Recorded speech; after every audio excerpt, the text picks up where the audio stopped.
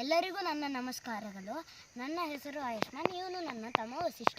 ನಾನು ಈಗ ಭಗವದ್ಗೀತಾ ಶ್ಲೋಕ ಹೇಳುತ್ತೇನೆ. ಓಂ ಶ್ರೀ ಪರಮಾತ್ಮನೇ ನಮಃ.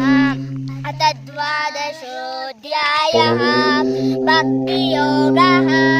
ಶ್ರೀ ಅರ್ಜುನ ಉವಾಚ ಏವಂ ಸತತಯುಕ್ತಾಯೇ ಭಕ್ತಾಸ್ತ್ವಾಂ ಪರ್ಯುಪಾಸತೆ ಏಚಾಪ್ಯಕ್ಷರಮವ್ಯಕ್ತಂ ತೇಷಾಂ ಕೇ ಯೋಗವಿತ್ತಮಃ.